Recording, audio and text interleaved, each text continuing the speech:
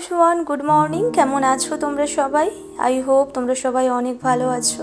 আবারও একটা new vlog নিয়ে তোমাদের কাছে চলে এসেছি। আর আজকের দিনটি হচ্ছে রবিবার, আর এখন ঘড়িতে সময় কিন্তু ওই সকাল 9টা মতো বাজে। তো আজকে এখন থেকেই তোমাদেরকে সাথে নিয়ে আজকের ভ্লগটা স্টার্ট করছি। আই হোপ তোমাদের ভ্লগটা অনেক ভালো লাগবে। প্রত্যেকটি দিন যেভাবে তোমাদের সাথে ভিডিও শেয়ার করি, যে রিলেটেড ভিডিও শেয়ার করি, তার থেকে আজকের দিনের ভিডিওটা একদমই অন্যরকম। আসলে আমার জীবনের একটি বিশেষ গুরুত্বপূর্ণ দিন, তো সেই দিনেরই কিছু ক্লিপ তোমাদের সাথে শেয়ার করব। হয়তো সবটা তুলে ধরতে পারবো না তোমাদের কাছে, কিন্তু যতটা পেরেছি তোমাদের কাছে তুলে ধরার চেষ্টা করেছি। তো যাই হোক, আজকের এই দিনে এই যে একটু সাজগোজ করব, তো সেই জন্যই সব কিছু আর কি রেডি করে নিয়েছি। আর এই যে এবার কিন্তু রেডি হতে বসবো। স্নান সেরে পুজো করে নিয়েছি, আর তারপরে কিন্তু শাশুড়ি মা প্রথম স্বাদটা আমাকে দিয়ে দিয়েছেন। কারণ অন্যান্য আরও অনেকে আসবে, তাদের হয়তো দেরি হতে পারে, সেই জন্য অতক্ষণ তো আর না খেয়ে থাকা যায় না। তাই আর কি নতুন শাড়ি পরে স্বাদটা প্রথম খেয়ে নিয়েছি, আর সেইটা আর ক্যামেরাবন্দি করা হয়ে ওঠেনি। তো তারপরে এই যে আবারও রেডি হচ্ছি। আর সবাই বাড়িতে আত্মীয় স্বজন যতটুকু আসবে আর কি, সবাই মোটামুটি স্বাদ দেবে, তো সেই জন্যই আর কি রেডি হয়ে নিচ্ছি। অনেক যে বড় করে অনুষ্ঠানটা হচ্ছে বা অনেক ডেকোরেশন হয়েছে সেরকম কিন্তু নয়। মোটামুটি ঘরোয়াভাবে, যতটা না করলে নয় ততটুকুই আর কি করা হচ্ছে। তাই সাজগোজটা আর কি নিজেই করে নিচ্ছি, আর মোটামুটি সাজগোজ করতে পারি, তো সেই জন্য আর কি নিজেই সেজে ফেলছি।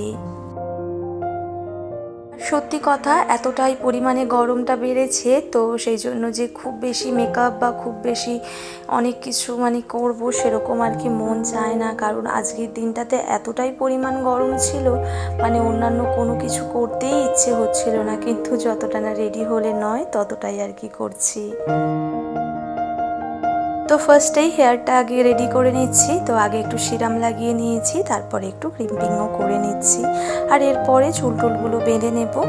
আর তারপরে এদিকে পুরো মেকআপটা আর কি করবো, যতটা আর কি হালকা পাতলাভাবে করা যায় ততটাই, কারণ গরমের মধ্যে ঘেমে যাব না হলে, সেই জন্য। এদিকে মোটামুটি কিছু আত্মীয় স্বজন চলে এসেছে, এদিকে আমার দিদি চলে এসেছে, এদিকে এটা মাসি শাশুড়ি, আমার ছোট মাসি শাশুড়ি। তো ওনারা আর কি সবাই মিলে মালা ঘুমসিগুলো পরিয়ে দিচ্ছেন, যারা যারা স্বাদ দেবেন আমাকে, অনেকে মোটামুটি দিচ্ছেন।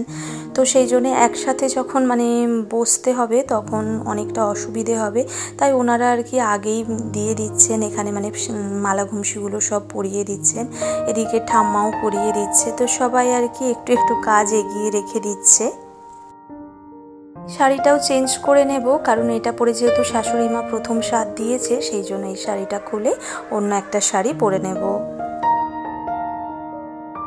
শাড়িটা চেঞ্জ করে বসে পড়েছি, আর তারপরে ধীরে ধীরে সব আত্মীয় স্বজনও চলে এসেছে, আর সবাই মোটামুটি এবার স্বাদ দেওয়ার জন্য আর কি প্রস্তুতি নিচ্ছে। এদিকে সব কিছু প্রদীপ, ধান, দুলপো দিয়ে আশীর্বাদ করবে, সেগুলোও রেডি করে নিচ্ছে, আর সাথে মিষ্টি ফল।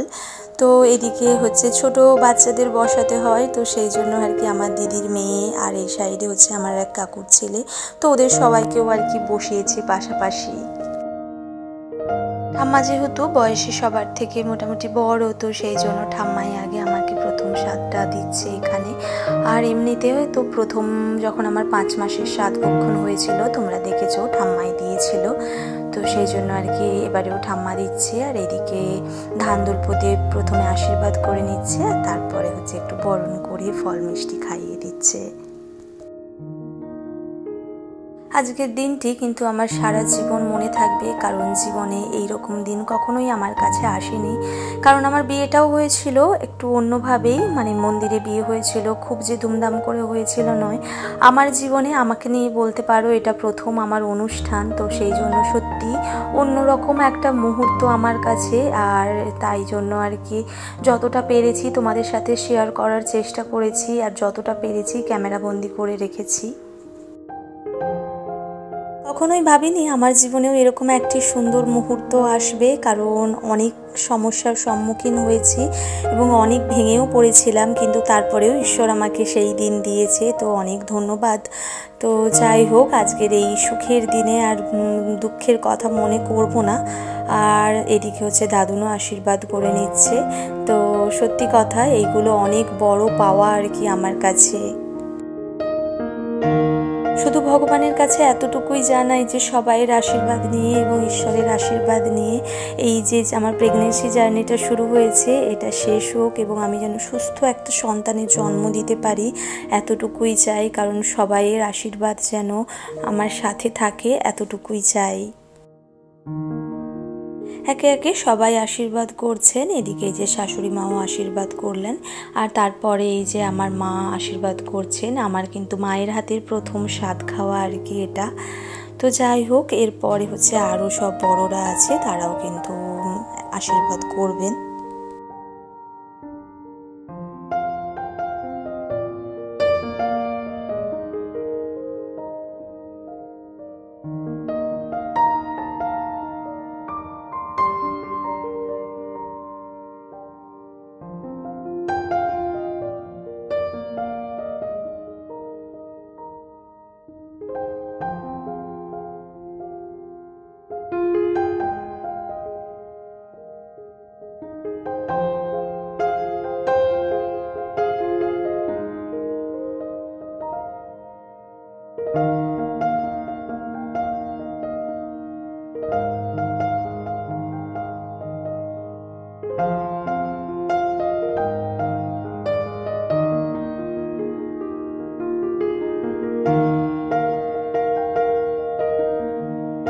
ওদিকের পর্ব মোটামুটি শেষ হয়ে গিয়েছে, আর তারপরে এইদিকে দুপুরের খাওয়া দাওয়ায় চলে এসেছি।